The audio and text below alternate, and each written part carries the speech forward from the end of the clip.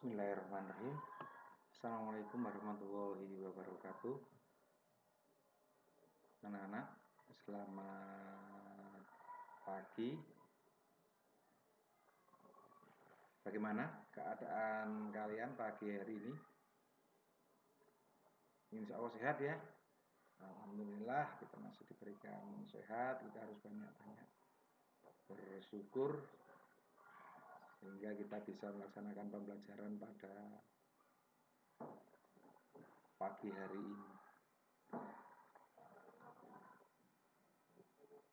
Oke anak-anak, pada pertemuan pagi hari ini setelah kita libur dan kalian berada di kelas 5 sekarang, kelas yang baru. Semoga semakin semangat belajarnya, semakin semangat untuk menambah ilmu. Baik anak-anak, untuk pembelajaran pagi hari ini yang akan kita pelajari adalah tema 1, yaitu organ gerak hewan dan manusia. Pembelajarannya adalah pembelajaran yang ke-1. Oke, dan berlanjut ya. Sudah siap semua? Siapkan buku dan alat tulisnya.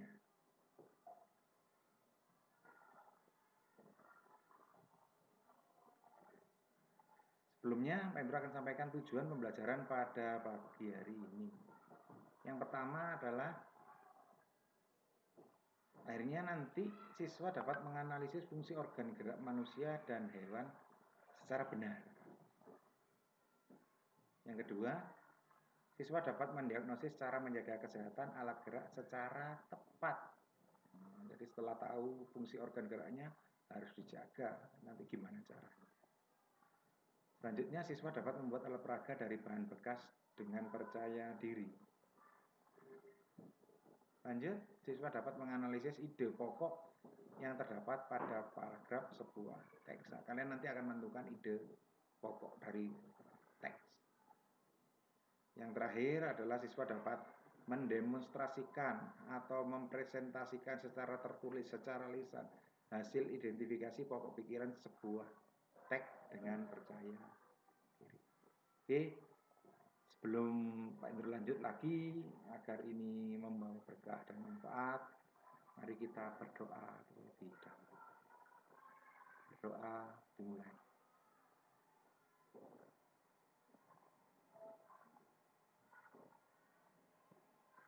Amin, amin ya rabbal alamin. Terima kasih anak-anak. Masih semangat ya?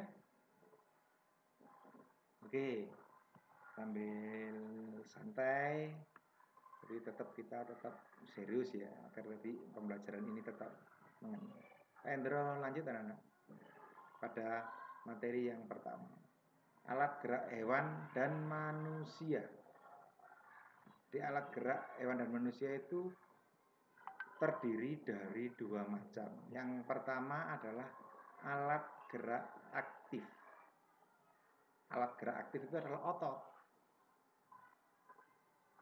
Karena otot inilah yang bisa bergerak atau dapat bergerak. Yang kedua adalah alat gerak pasif. Alat gerak pasif ini adalah tulang. Tanpa otot, tulang ini tidak bisa melakukan gerakan. Oke, sampai sini anak-anak gimana? Paham? Jika ada yang kurang jelas nanti bisa langsung tanyakan di grup WA ya. Pak Indro akan jawab di sana. Pak Indro lanjut sekarang. Alat gerak manusia. Nah, ini alat gerak manusia. Tulang. Tulang tadi termasuk alat gerak pasif. Otot termasuk alat gerak aktif. Dan ada sendi. Sendi ini adalah yang menghubungkan antar tulang. Lanjut kembali. Sekarang kepada alat gerak hewan. Ada berbagai macam hewan.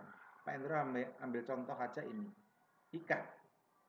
Alat geraknya bisa berupa sirip, berupa ekor, sirip ada di dada, ada di perut, ada di punggung. Fungsinya untuk apa? Untuk bergerak dia, berpindah tempat.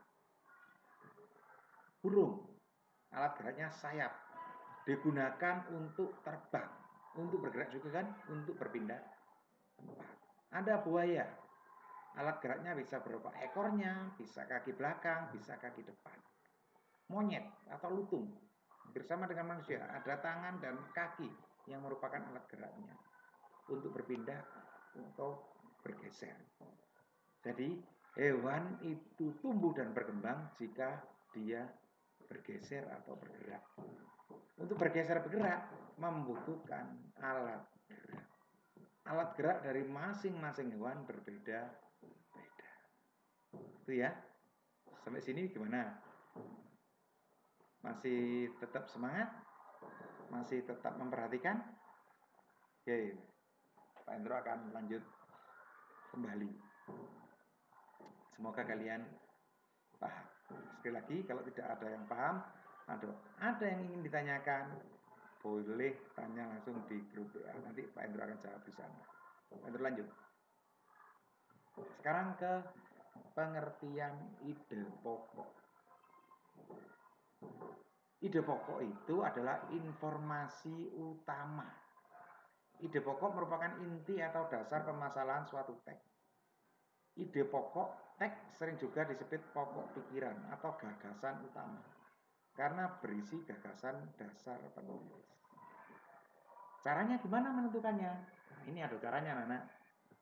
Yang pertama, baca teks dengan sesama secara keseluruhan. Dibaca dan dipahami. Setelah itu baru cari kalimat utamanya. Jika sudah ketemu kalimat utamanya, baru kalian nanti akan menentukan ide pokok yang bisa dijumpai pada kalimat tersebut. Itu langkah-langkahnya. Sekarang coba Pak Endro kasihkan contohnya. Ya, ini. Contohnya, gurita. Coba bisa dibaca dulu. Oke, sudah ya. Coba sekarang dilihat yang berwarna biru. Yang berwarna biru ini adalah kalimat utama. Gurita merupakan salah satu jenis hewan tidak bertulang belakang yang dikenal sebagai hewan yang cerdik dan pintar. Ini merupakan kalimat utama. Nah, dari kalimat utama itulah kita menentukan ide pokok. Ide pokoknya adalah gurita merupakan hewan tidak bertulang belakang yang cerdik dan pintar. Bagaimana? Sampai di sini anak-anak paham ya? Jika kurang paham, nanti bisa ditanyakan kembali di grup WA. Akan Pak Endro jelaskan di sana kembali. Pak Endro lanjut ya.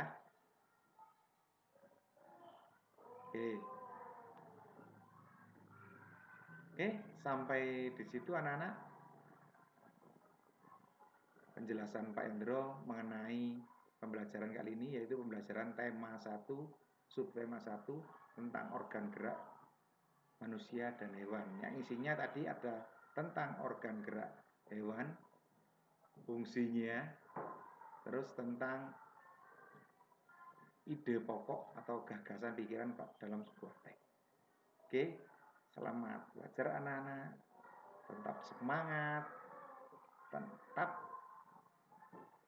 terus belajar, jangan pernah putus asa. Itu mungkin Pak Endro mengucapkan terima kasih. Pak Endro akhiri, wassalamualaikum warahmatullahi wabarakatuh.